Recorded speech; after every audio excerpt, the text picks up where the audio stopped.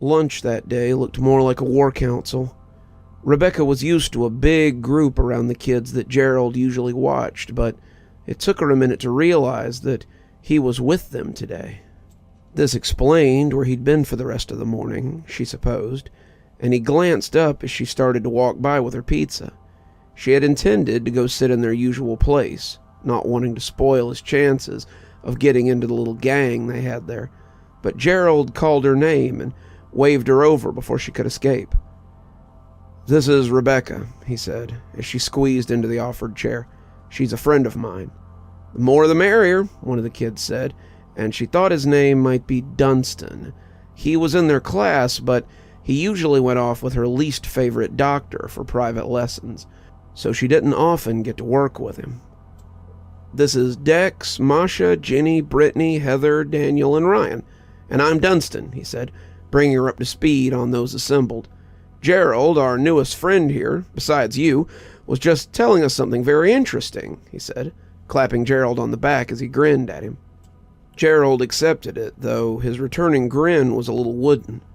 "I told them that Chandra was responsible for the nightmares that Masha had been waking up with lately." Rebecca raised an eyebrow. "Is that so? How did you come by that information?" "I happened upon a conversation I probably wasn't supposed to hear while we were in the library," he said, glancing at Brittany and Ginny, "though I didn't know between who until now." Both girls looked a little ashamed, Ginny shaking her head.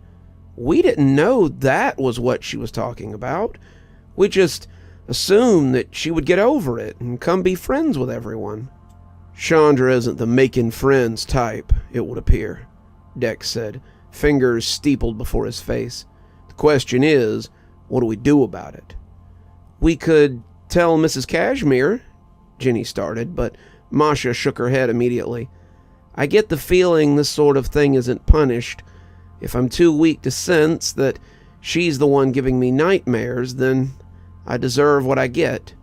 No, I think we have to handle this on our own." "How do we even know that it's actually Chandra anyway?" Heather asked, looking at Gerald distrustfully. "Maybe this guy is just playing games or something. We don't have any proof. Only he heard what she said after Britt and Ginny left." "That's true," Daniel said. "We just have your word, Gerald. I don't want to condemn someone on just the word of—" "The red stuff," Heather said suddenly, thinking she understood what the visions had been trying to show her. She suddenly had the attention of the whole table, and it made her wish that she'd just kept her mouth shut. "I get visions. It's my power. Dunstan, you remember, I told you guys on the first day of class that I had visions about things that may happen." Dunstan was nodding, and she was glad. She didn't dare ask Gerald if he remembered, because that would ruin her credibility. They were suspicious of him, so if she wanted to convince them of what she believed, she would have to go in alone. "Well, I've been having these weird dreams where I wander the kindergarten by night, and last night I heard Masha. She began to scream. I floated back in, and she had a crown made of red neon around her head. I guess maybe that was the nightmare, but it didn't look like anything I'd ever seen before." A few of them were nodding, but Daniel was clearly unmoved.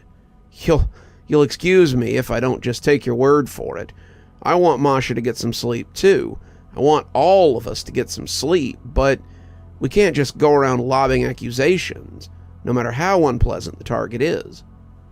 "Seems there's really only one thing to do," Masha said, looking unhappy about it, but resolved. "I'll have to meet her there."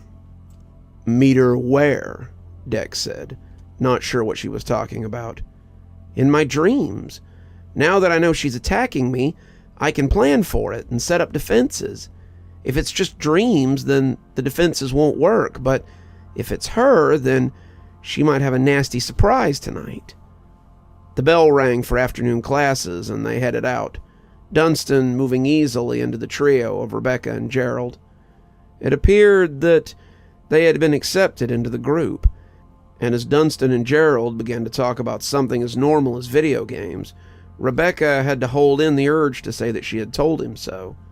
He could have been part of this much earlier, but She supposed his strings had known something that he hadn't. They were running the obstacle course again, and it still took a lot of focus to pull it off, especially as tired as he was. The kindergarten's version of an obstacle course was 3 parts Ninja Warrior, 3 parts 90s game show, and 3 parts military training. The last part was a dash of masochism that seemed to hang around most of the red band training. Maybe that was Cutter's special edition, but whatever it was or wasn't, Dex knew 2 things. 1, that he was tired, and 2, that he was still making the other guys look like crap. Dex was pretty used to pouring it on and outrunning the police. You didn't last long on the streets if you couldn't dodge the law when the chips were down, and Dex had lasted longer than most. He had never used the brain blast on a cop. That was a great way to get a serious APB out on you, but he made it a point to know escape routes in an area he was going to stay in long term. They had never raided the clubhouse, but he was sure it was only a matter of time. The wall was nothing more than another chain-link fence to scale. The pit was just rooftops to jump between. The sandbags were pedestrians and bike messengers.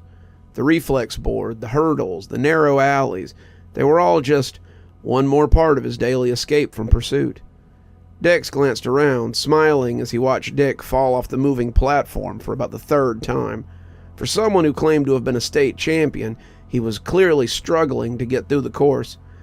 Dex had started out close to Ryan, trying to help the kid out, but Ryan had told him after a few slips that he wanted to do it himself. So, Dex had left him behind, and as he crossed the endpoint, he looked back to see that Ryan was a little ahead of Dick and his cohorts, but not by much. "It's always wild to watch you run the course, kid," Cutter said, coming up behind him to watch the others. "How do you do it so fast? Most of the kids we grab off the street are malnourished or barely capable of running. You move like we stole you from a junior ROTC event." Dex just shrugged. "The fact that you guys took me off the streets and not from police custody or a halfway house should tell you everything you need to know." It was weird, Dex knew, to talk about getting snatched off the street like that, but after a while it was probably easier than being mad about it. It was so normal around here, in fact, that many of them swapped stories about being taken like anecdotes at a party. Dex didn't hold it against Cutter. Cutter hadn't grabbed him, and even if he had, it was just a job. That was what they always said in mob stories, wasn't it? It wasn't personal. It was just business.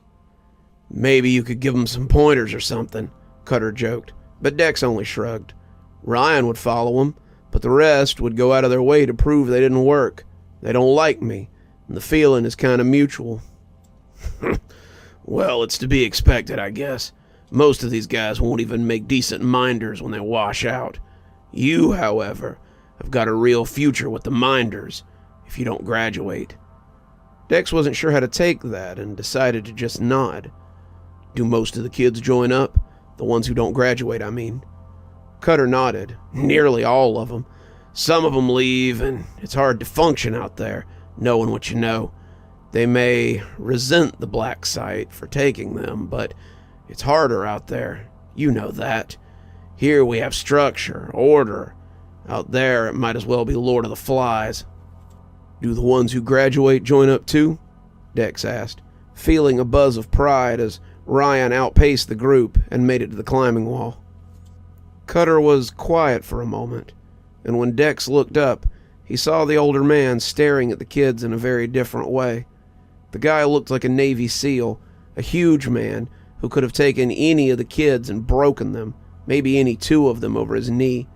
He didn't seem to be a man that was often afraid, and the look of mystified terror on his face was the scariest thing that Dex had ever seen.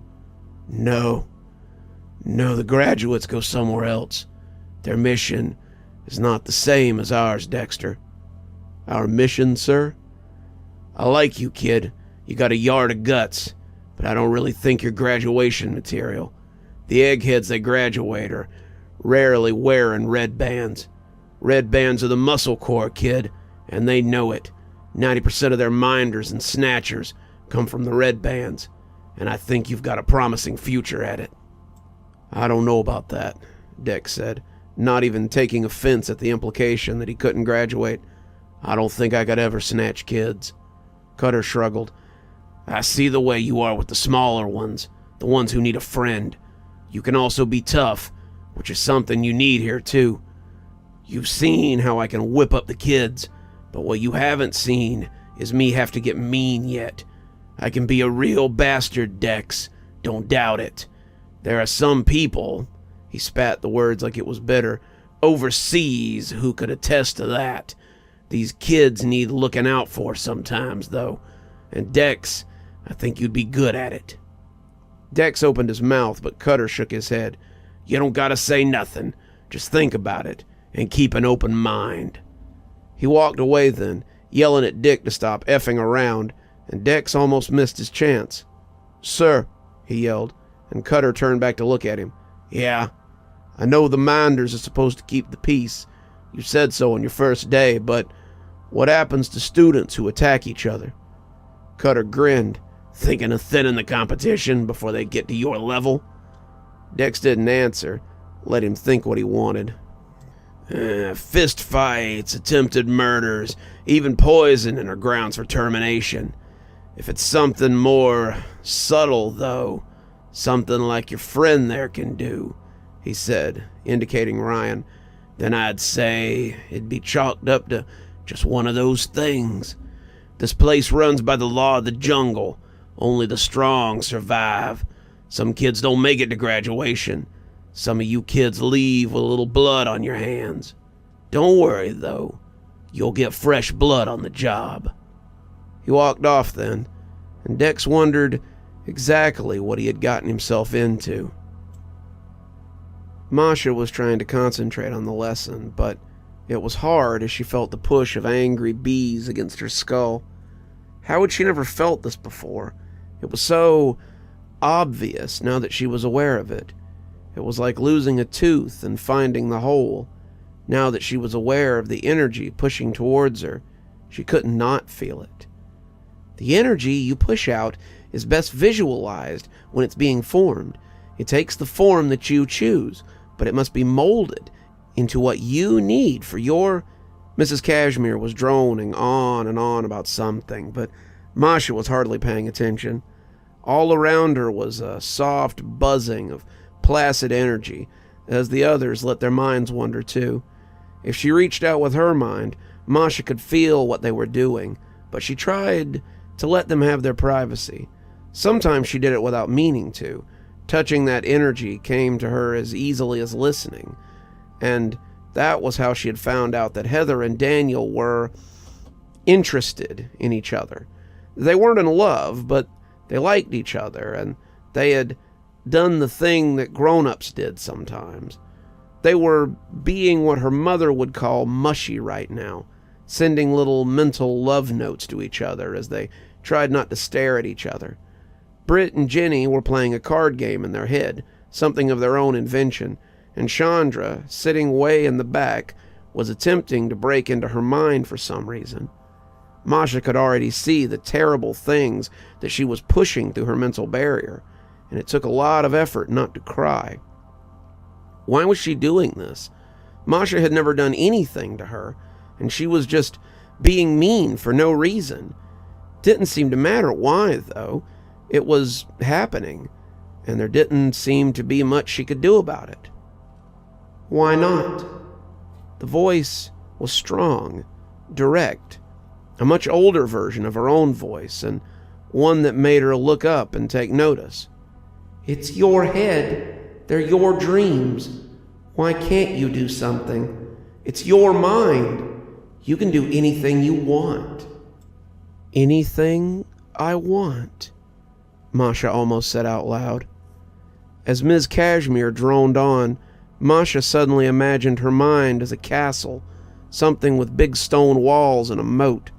The energy coming in was a strong wind, something that had been trying to blow down a shack, but was suddenly butting up against a high, strong wall. She felt an immediate end to the angry pressure on the back of her head. Glancing in her periphery, she saw Chandra's eyebrows knit together, her forehead dimpling, as she pressed out hard. "Blow, wind, blow," Chandra said lightly. "You can't get me." She turned back to the lesson, her defenses in place, and wondered what other surprises could be in place when the girl came poking around that night. She would be ready for her, that was for sure, and who knew what might be waiting. "The middle box," Gerald said, pointing to the blue one. Gerald stuck his hand through the hole, the string coming off of it green, and found a candy bar. The green one, box 1, contained a bunch of broken glass. The orange one, box 3, contained a large black scorpion that flexed its stinger as the lid came off. Gerald nodded, seeing the test for what it was. The other two both contained orange strings, which would have sent him to the infirmary for sure. The tests that Dr. Hammarskjöld was conducting were becoming more and more interesting as time went on. Yesterday, he had asked him to pick a door. The first one had a red string, the second one had an orange string, but the third one had a less orange string than the middle one. The third door had contained a dog, one of the big ones that would bite, but Gerald had closed the door as it began to growl. The other two had contained a gun that was rigged to fire if he had opened it, and a hive of bees that had swarmed around the room. Before that, it had been more mazes, but Hammarskjöld was done playing it safe, it seemed. He wanted to test Gerald's ability, and he was willing to draw blood for it.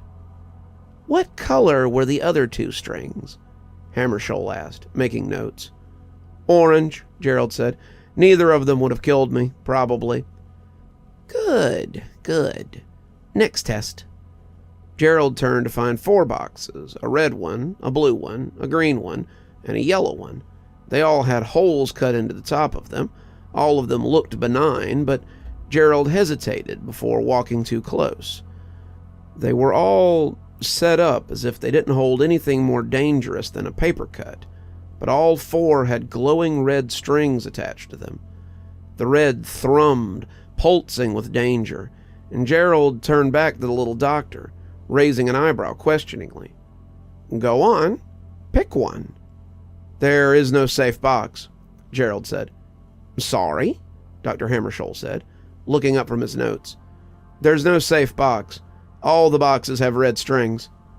"Interesting," he said, stroking his chin. "What would you normally do in a situation like this?" "Wait for one of them to change," Gerald said. "And if it didn't?" It's never happened before," Gerald said with a shrug. "Well, make your choice. Make your choice and be damned by it." Gerald started to refuse, but realized it wouldn't matter. He approached the boxes, listening and bumping them as he tried to pick the one that was the least likely to kill him. The red box contained something that rolled around, like a stone or something. The blue box emitted a loud and familiar rattle, and Gerald moved away quickly. The green box made a metallic sound, and Gerald thought he knew what was inside that, too. But the yellow one gave away nothing. It was heavy, like it had weights in it or something, and after pursing his lips, Gerald went to the red one and stuck his hand in. Maybe they had tried to trick him by putting it in the red one, knowing he would assume that that was the bad one. He pulled his hand out, but when he saw the strawberry, he dropped it like it was a poisonous insect. He turned to find Hammarskjöld holding out an EpiPen, and he breathed a little easier after the shot was administered. "Oh, it was a dirty trick," he said, feeling his throat contract. "I am extremely allergic to strawberries. Yes, we know. It's in your medical file, hence the pen." Gerald took a few deep breaths, trying to get his heart rate under control, and finally took a seat as his body warred against its desire to close his throat up. "So, what's in the other boxes?"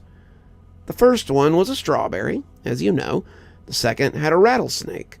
The third held a bear trap, and the fourth held a small incendiary device that would have probably caused you to lose your arm and about half your face." Gerald gulped.